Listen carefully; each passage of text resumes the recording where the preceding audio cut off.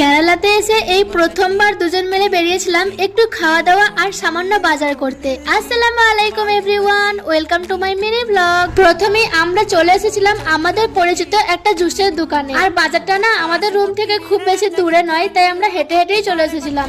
আর এসেই আমরা অর্ডার করে দিয়েছিলাম আমাদের পছন্দের এসপি ফ্রুটি মিল্ক। দুজনের জন্য 2 গ্লাস দিয়েছিলাম।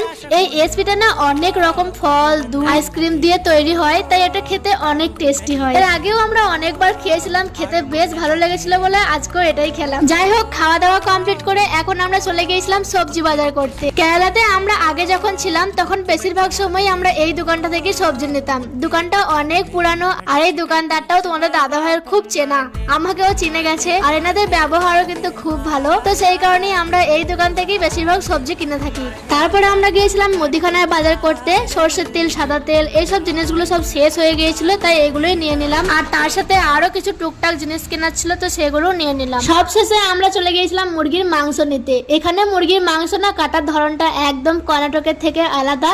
কর্ণাটকে চামড়া সহ আগুনের ঝলসে কেটে দিত, কিন্তু এখানে পুরো চামড়াটা একদম খুলে শুধু মাংসটাই বিক্রি করছে। সত্যি বলতে কর্ণাটকের মাংসটাই আমার সব থেকে বেশি ভালো লাগতো।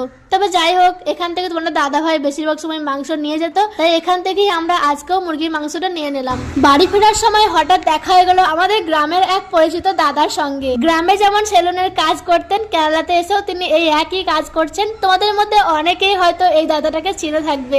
আচ্ছা, তোমরা কে কে চেনো এই দাদাটাকে অবশ্যই কিন্তু এনার নামটা কমেন্টে লিখে যেও। তো আজকের এই মিনি ব্লগটা এখানেই শেষ করছি, আবার দেখা হয়ে যাবে পরবর্তী ভিডিওতে। সবাই ভালো থাকো, সুস্থ থাকো, আল্লাহ হাফেজ।